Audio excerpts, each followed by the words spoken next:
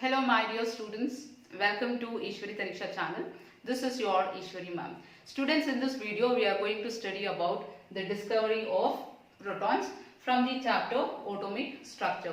Students, in the last video we studied how electrons were discovered. So today in this video let us study how the protons were discovered. Okay, so protons were discovered by Goldstein. So this is the name of the scientist. So Goldstein discovered protons by conducting an experiment. So what is that experiment he conducted? He took a discharge tube. So this is a discharge tube. Discharge tube. Okay, he took a discharge tube. Discharge tube is nothing but a glass tube.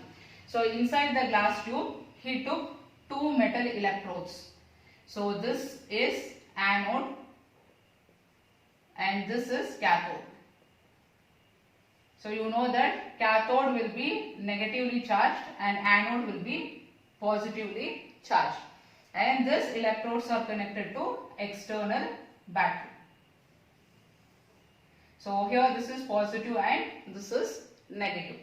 So now what he did is the voltage is maintained very high voltage here. So and here he took some gas. So when the electric current is passed, what he observed is he could see some rays are passing from the anode like this. Some invisible rays were passing from anode towards the cathode. So what he did is he took perforated cathode. So this is perforated cathode. So what is perforated cathode? Perforated meaning is small holes will be there in the cathode. So when small holes are there, what happens is this rays can pass through those holes, and behind this a metal sheet was kept which was zinc sulfide. Okay, zinc sulfide is a phosphorescent material. That is, whenever this rays falls on zinc sulfide, it starts glowing. So from this we can conclude that some charged particles are moving from anode towards the cathode. So here we have placed zinc sulfide. So through the holes it goes and falls on zinc sulfide. So this is how he discovered some rays which are passing from here to here. Okay, these rays are called as anode rays. Anode rays. So now let us study the properties of this anode rays. So the first property of anode rays are, so this invisible rays which are passing from anode towards the cathode are called as anode rays. And you can see here from positive electrode it is moving towards negative electrode. So this means that this should be positively charged. That is, anode rays should be positively charged. So anode rays are positively charged. Second is they travel in a straight line. Okay, they travel in a straight line in the absence of electric or magnetic field. Again, if you place external electric or magnetic field, they get deflected. So they travel in straight line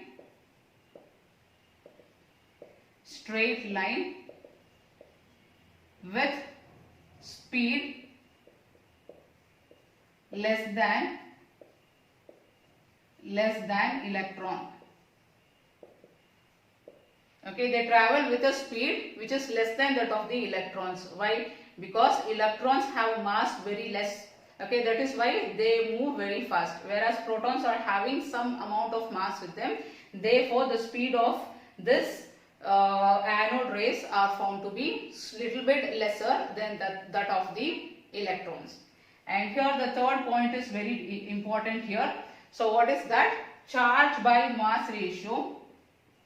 So E is charge. Charge by mass ratio is different for different gases. Different for different gases. Okay, how do we say that charge by mass ratio is different for different gases? So for example, here I have taken hydrogen gas. So if I have taken hydrogen gas, what happens is this will ionize and it will give H plus and E minus. Suppose if I have taken helium gas, He. So this will ionize to form He plus E minus. So now this is positively charged particle which are cathode rays, and here He plus. So this is anode rays. So now take charge by mass ratio for both. Check whether it is same or not. So for H plus, if you calculate, for H plus, what is the charge by mass ratio? So here charge is 1 divided by mass. In H plus, how much mass will be present? See here, this is hydrogen atom. Hydrogen atom will be having 1 proton in the nucleus and 1 electron in the shell. So now you know that neutrons are absent in the hydrogen atom. So here from the hydrogen we have removed electron. So this electron is removed. So if the electron is removed, only proton will be present. So take the mass of proton. So the mass of proton, let us take it as 1 unit. So 1 by 1 you will be getting 1. So charge by mass ratio, that is E by M, is equal to 1. Okay, now we will calculate for He plus. So let me take here He plus. So here charge by mass ratio, E by M is charge is 1 divided by mass. So how much is the mass of He plus? So you know that this is helium is He2,4. That is inside the nucleus you have 2 proton, 2 neutrons. So total 2 plus 2 is 4. You know that mass depends on protons and neutrons, not on the electrons. So 2 plus 2 will be 4. So 4 unit. So it is 1 by 4. 1 by 4 will be almost equal to 0.25. So see, compare here. Charge by mass ratio for hydrogen gas is 1. Charge by mass ratio for He plus is 0.25. So charge by mass ratio will be different for different type of gases what we have taken in the discharge tube. So other than this, if you take any other gas, again it will be different.